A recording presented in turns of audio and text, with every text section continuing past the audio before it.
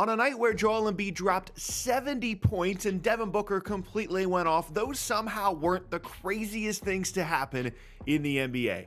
Karl Anthony Towns dropped 44 in the first half, and by the end of the game, the Timberwolves completely collapsed, and Cat was actually on the bench with 60 points. So here's what happened. Coming into the game, Minnesota is one of the best teams in the league, and the Hornets are not. They have one of the worst records in the East. They've had terrible injury luck all year. Just a complete talent disparity between these two teams. And on paper, this should actually be a great scoring spot for Anthony Edwards because the Hornets have had a lot of trouble dealing with guards this year and is the best player on the Timberwolves. So you would think that if anybody's going to have some kind of crazy scoring performance, it would be Anthony Edwards. But instead, Karl Anthony Towns basically did not miss for the entire first half. And even recognizing that Cat is one of the best shooting bigs that we have ever seen, this was an unbelievable first half performance. He's hitting every shot that he looks at. He's hitting basically logo threes as a 7-footer, and he was on pace at halftime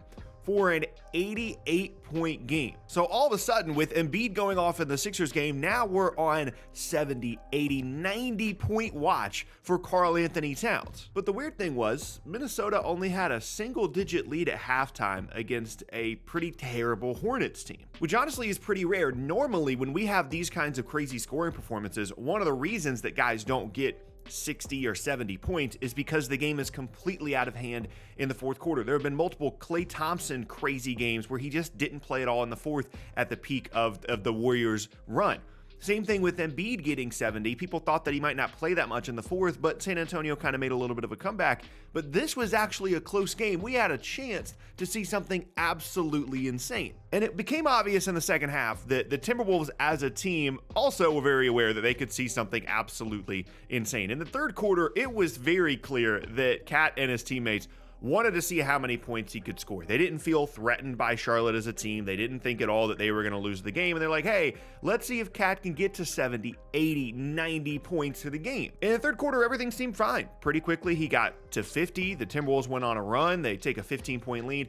Everything is looking great at this point. And really, the only focus is how many points is Cat going to get to? Unfortunately for Minnesota, as a team, that also seemed to be their only focus. Because by the time the fourth quarter rolled around, late in the fourth, Karl Anthony Towns got benched. And then after the game, we got this from head coach Chris Finch. There's always a lot of ways to be immature.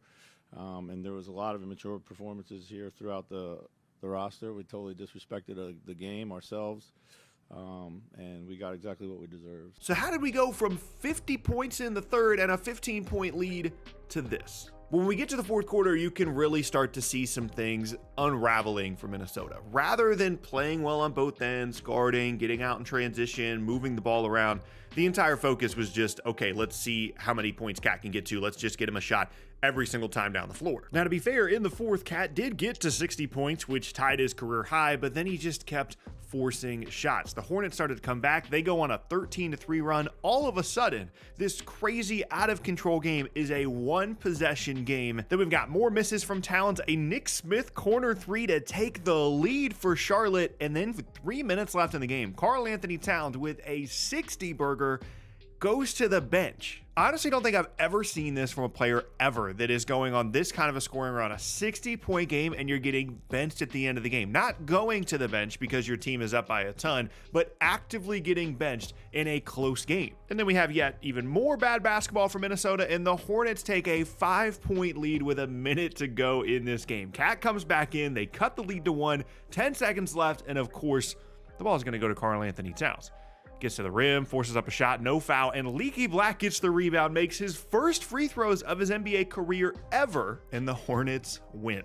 Cat finishes with 62 points, 44 of them in the first half, 21 for 35 shooting for the game, but just 2 for 10 in the fourth, and a late benching in a loss. This is the craziest high-scoring game I have ever seen. Going from the highest of highs, he's got 44 in the first half. Oh my gosh, is Karl Anthony Towns going to get 80? The focus isn't even on who's going to win the basketball game, and then an absolute gut punch of a loss like this. Now, to be fair to Towns, this isn't just on him. Anthony Edwards finished with just 9 points. Yes, he had 11 assists as well, but the game just became way too much about feeding Towns the ball, and as the best player on the team, it's Anthony Edwards' job to make sure that they're playing the correct way, that they're facilitating, that they are getting the ball to other guys. It can't just be about Towns. And honestly, the thing that screwed them up here was they just assumed that because the Hornets are not a good team, and they're not, they were going to win the game regardless. Winning the basketball game became secondary in their list of priorities to seeing how many points Karl Anthony Towns is going to score, because they just assumed that they were going to win the game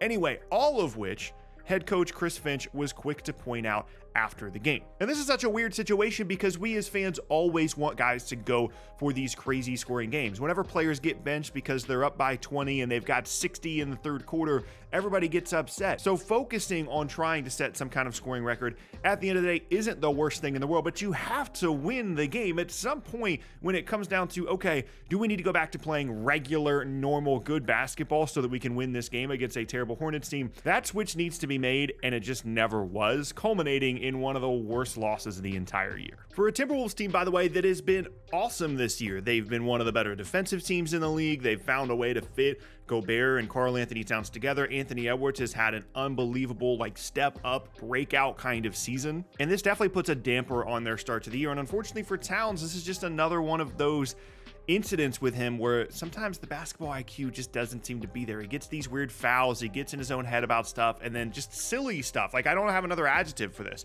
Silly stuff like this happens where they could have won the game, or Cat could have chucked up shots all second half to try and get to 70, and obviously they chose the wrong one. Now, on the other hand, if he had actually hit some of those shots in the second half, would it have been cool to see Cat go for 70, 80, 90 points? Yeah, that would have been awesome. I think everybody was rooting for that. Everybody that was watching the game was just give Cat the ball every time down the floor. Guys don't score 44 in the first half ever. This never happens. The pace that he was on was unbelievable. And had this gone the other direction, honestly, had they just won the game and he scored 62, we wouldn't be having any negative conversations about it. It all has to do with the fact that they lost. And obviously, if he had gone off in the second half as well and scored 80 or 90 points, that's something that has never been replicated in modern basketball ever, if he scored 90 points in a game. But here's the difference. We're the fans. We're supposed to be rooting for crazy outcomes like this on a night-to-night basis. We're supposed to be invested in the entertainment aspect of basketball. The people that are supposed to be invested in playing the right way and actually winning the game, especially against a team that you are far superior to, those are the players and those are the coaches. And unfortunately, for Minnesota at least, that did not happen in this game. I wish Cat had scored 80 or 90. That would have been incredible. It's not like he had a bad game.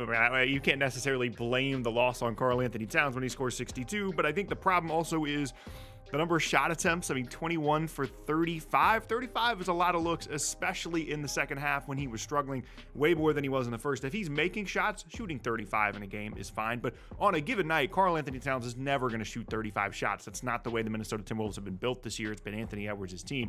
And the usage rate, the efficiency, all of that completely falling off in the second half was honestly, it was just a little bit gross to watch, kind of a player chasing a record over trying to win the game. Getting benched when you have 60, that is just out of control. We'll never see that again.